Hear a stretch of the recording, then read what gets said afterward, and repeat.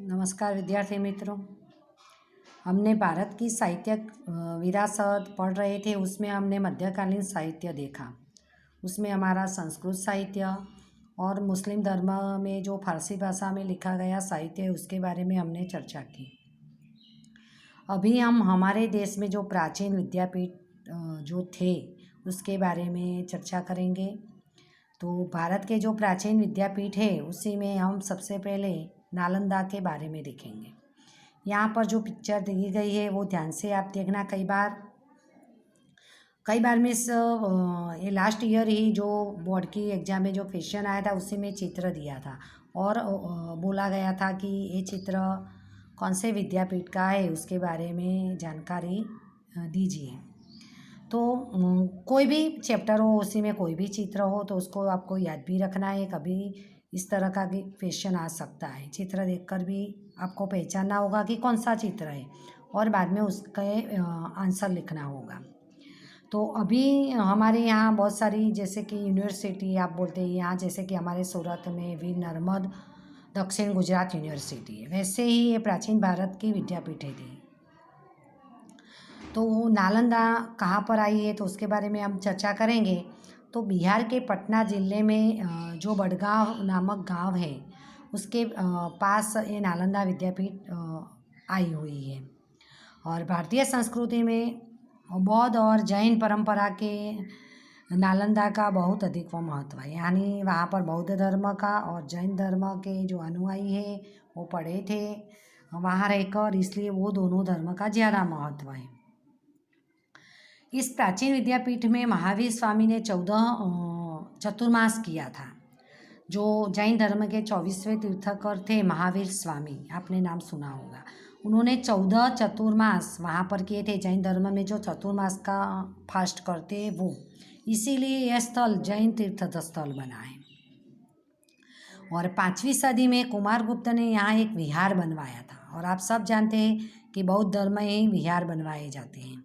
तो उसके बाद नालंदा की जो प्रसिद्धि है उसमें वृद्धि हुई। कब हुई? तो जब कुमारपाल ने यहाँ पर कुमार गुप्त ने जब यहाँ पर विहार बनवाए तब से नालंदा की प्रसिद्धि हुई थी। अभी ये नालंदा विद्यापीठ है उसमें हजारों हस्तलिखित ग्रंथों के अमूल्य भंडार है। यानी कि हम जो लाइब्रेरी बोलते हैं ग्रंथालय, तो नालंदा विद्यापीठ में वैसा ग्रंथालय था। उसमें हस्तलिखित यानी हाथ से लिखे गए बहुत सारे ग्रंथ थे। नालंदा विश्वविद्यालय था, यानी वो पूरे भारत के ही विद्यार्थी नहीं, विदेश से भी विद्यार्थी वहाँ विद्याभ्यास के लिए आते थे। भारतीय संस्कृति का यह एक तीर्थधाम था। देश विदेश से विद्यार्थी यहाँ अध्ययन करने आते थे। महान यात्री ह्यूएन सांग भी यहाँ आया था। ये आप अगर 8वीं या 9वीं, शायद 8वीं में ही ये चैप्टर आता था, 2 महान राज्य, उसी में हर्षवर्धन के बारे में आपने पढ़ा था। तो उसी में ये नालंदा विद्यापीठ की भी चर्चा हुई थी कि हर्षवर्धन के समय में नालंदा विद्यापीठ था। तो हर्षवर्धन ने नालंदा विद्यापीठ को चलाने के लिए 100 जितने गांव दिए थे। यानी वो गांवों का जो कर आता था, जो उपज आती थी, वो ये नालंदा विद्यापीठ के निभाव के लिए, खर्च के लिए वो हर्षवर्धन ने दान में दे दिए थे।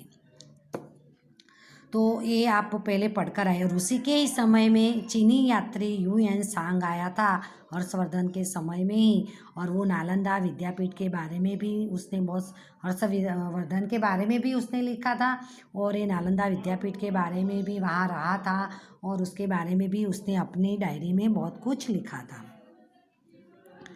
आज तो इस महान विश्वविद्यालय के मात्र खंडर है। यहाँ चित्र में आपको जो दिखाई दे रहा है वो खंडर है, लेकिन वह खंडरों में घूमते घूमे अगर हम जाए और घूमें तो भी हमें अपनी संस्कृति की एक झांकी भव्य संस्कृति की एक झांकी देखते हैं और हमें खुद को भी उस पर गर्व का एहसास होता है। अभी नालंदा में जो विद्यार्थी विद्याभ्यास कर निकलते थे वो आदर्श विद्यार्थी कहलाते थे। अभी हमारे यहाँ ये कई स्कूलें ऐसी है कि जहाँ से स्टूडेंट निकलता है तो उसकी वैल्यू बढ़ जाती है। वैसे नालंदा में विद्याभ्यास करने वाले विद्यार्थी की जो वैल्यू है वो कुछ ज़्यादा ही होती थी। ईस्वी सन 5वीं से 11वीं सदी के दौरान नालंदा शिक्षा का सर्वोत्तम केंद्र था। इस समय भारत में विश्व के श्रेष्ठ ग्रंथालय थे, जो भी पहले ही मैंने बताया कि लाइब्रेरी, पूरे विश्व के जो श्रेष्ठ ग्रंथालय लाइब्रेरी वो यहाँ नालंदा में थी। और तक्षशिला तथा नालंदा विद्यापीठ के ग्रंथालयों में अध्ययन और संशोधन करने के लिए देश विदेश से अनेक विद्यार्थी आते थे। जैसे हमारे यहाँ भी आजकल आप जानते हो कि नई शिक्षा नीति अमल में आई है कि मानव संसाधन मंत्रालय का अभी शिक्षा मंत्रालय नाम दिया गया, और बहुत सारे उसी में जो नए नए परिवर्तन किए आपने भी देखे होंगे। तो वो जो सारा संशोधन होता है वो NCERT GC NCERT करता है अभी, पर पहले के समय में ये तक्षशिला और नालंदा में अध्ययन के लिए संशोधन होते थे। और इनमें से मात्र ह्यूएन सांग ही 657 हस्तलिखित ग्रंथ अपने साथ चीन ले गए। आप सोचो कि उसको हमारे ग्रंथ कितने पसंद आए होंगे कि हमारे भारतीय हिंदी या संस्कृत में लिखे गए ग्रंथ वो अपने चीन में लेकर गया, तो वो कितने महत्वपूर्ण हो गए वो हम अंदाजा भी लगा सकते हैं। 7वीं सदी में ह्यूएन सांग ने मुलाकात की थी हमारे नालंदा विद्यापीठ की, और महाविद्यालय में 7 बड़े भवन थे। ये नालंदा में 7 बड़े बड़े कमरे थे। व्याख्यान के लिए 300 व्याख्यान कक्ष थे। जैसे आप हमारे स्कूल में पढ़ने के लिए जैसे क्लासरूम है, वैसे क्लासरूम 300 जितने थे नालंदा विद्यापीठ में। और विद्यार्थियों को रहने के लिए खास मठ बनाए गए थे। जैसे कि अभी आपने नाम सुना होगा हॉस्टल, तो वो विद्यार्थियों को रहने के लिए होती है। तो उस समय विद्यार्थियों को रहने के लिए मठ बनवाए थे जो बौद्ध धर्म में बनवाए जाते हैं। विद्यापीठ के निर्वाह के लिए कई गांव दान में मिले थे। मैंने पहले ही बताया कि हर्षवर्धन ने शायद 100 जितने गांव दान में दिए थे। और गांवों से जो प्राप्त आवक होती थी उनमें से विद्यार्थियों को निःशुल्क भोजन और वस्त्र दिया जाता है। याद रखना, खाली जगह MCQ में आ जाए कि नालंदा विद्यापीठ में जो विद्या है वो निःशुल्क यानी बिना खर्च की दी जाती थी, मुफ्त में दी जाती थी। और जो विद्यार्थी मतलब वहाँ ही रहते थे, सभी वहाँ ही रहते थे, उनको मुफ्त में ही भोजन और वस्त्र भी दिए जाते थे। और वो खर्च किसने उठाया था? तो उस समय हर्षवर्धन ने 100 जितने गांव दान में दिए थे, उन्हीं में से उसका खर्च निकाला जाता था। यहाँ के ग्रंथालय वाला क्षेत्र धर्मगंज कहलाता था, यानी जो लाइब्रेरी यानी जो ग्रंथालय था उसको उस समय धर्मगंज के नाम से जानते थे। और इस सन की 5वीं से 11वीं सदी तक नालंदा की प्रसिद्धि विद्या केंद्र के रूप में थी। तो ये हमने देखा नालंदा विद्यापीठ में। क्वेश्चन बराबर याद कर लेना, कहाँ पर आया हुआ है, कितने उसमें किस प्रकार की कितने कमरे और विद्या दी जाती थी, ये आपको लर्न करना है। अभी हम देखेंगे तक्षशिला के बारे में।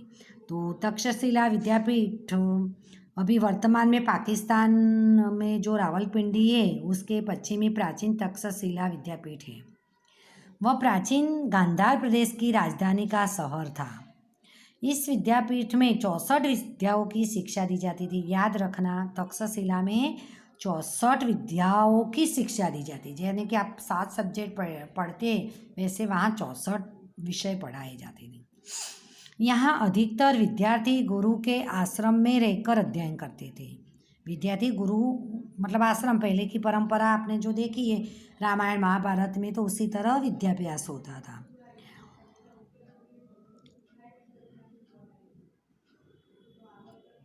भगवान बुद्ध के शिष्य जीवक ने यहाँ आयुर्वेद का पाठ सीखा था। ये याद रखना, भगवान बुद्ध अपने नाम जानते हो, उनका शिष्य था जीवक। तो आयुर्वेद की शिक्षा उसने तक्षशिला में ली थी। और दंत कथा के अनुसार रघुकुल में जन्म लेने वाले राम के भाई भरत के पुत्र तक्ष के नाम पर से इस स्थल का नाम रखा गया है। आपने रामायण देखी थी तो उसमें जो भरत का पुत्र था तक्ष, और उसके नाम पर से ही विद्यालय का नाम तक्षशिला रखा गया है। और 7वीं सदी में यह महत्वपूर्ण विद्या के रूप में प्रसिद्ध था। नालंदा भी 7वीं सदी में और तक्षशिला भी 7वीं सदी में। विद्यार्थियों को जिस विषय में रुचि हो उसी की शिक्षा दी जाती थी। अभी नई शिक्षा नीति में भी ये नियम लागू किया है कि जिसमें जिसको इंटरेस्ट हो वो उनको पढ़ाया जाए। अगर आप नहीं पढ़ा हो तो वो पढ़ लेना, न्यूज़पेपर में भी है, कई वीडियो में भी, यूट्यूब पर भी आप देख सकते हो नई शिक्षा नीति के बारे में। और अपनी इच्छा के अनुसार कितनी भी संख्या में शिक्षक विद्यार्थियों को पढ़ा सकता था। यानी एक शिक्षक को जितनी इच्छा हो, चाहे वो 30 या 50 या 60 विद्यार्थी को पढ़ा सकता था।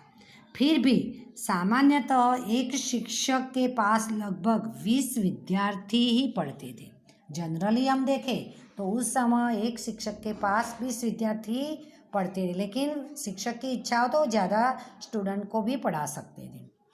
वाराणसी, राजगृह, मिथिला और उज्जैन जैसे दूर के नगरों से विद्यार्थी यहाँ शिक्षा प्राप्त करने के लिए बड़ी संख्या में आते थे।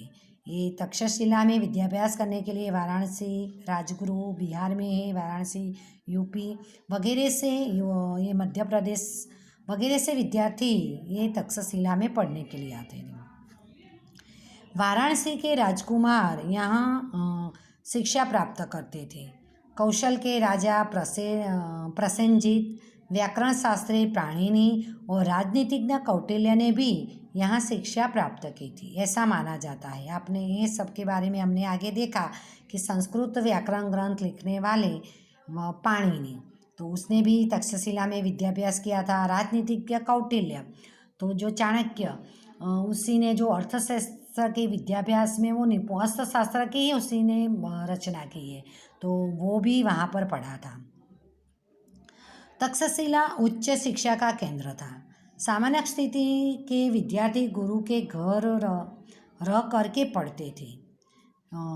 यहाँ वेद, शास्त्र, क्रिया भी क्या क्या पढ़ाए जाते थे, तो हमारे 4 जो वेद है, ऋग्वेद, यजुर्वेद, अथर्ववेद और सामवेद, वो शास्त्र क्रिया यानी हमारे जो शास्त्र पुराण है, जैसे ब्राह्मण पुराण, गरुड़ पुराण, जो शास्त्रों है हमारा वो।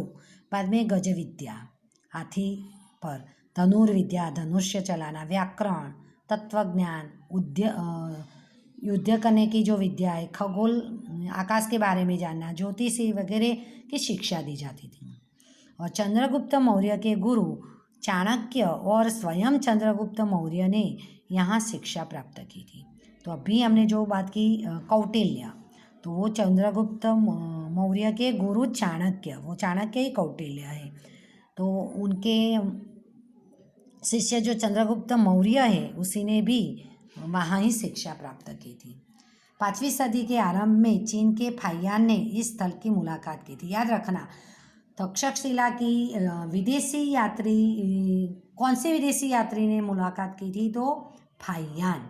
और नालंदा की मुलाकात कौन से विदेशी यात्री ने की थी, तो वो चीनी यात्री ह्यूएन और तक्षशिला की चीनी यात्री फाहियान ने मुलाकात की थी। ये भी याद रखना, अंडरलाइन करना, और उसी में से MCQs बना लेना, और ये दोनों बड़े क्वेश्चन में ही आएंगे, तो याद कर लेना नालंदा और तक्षशिला।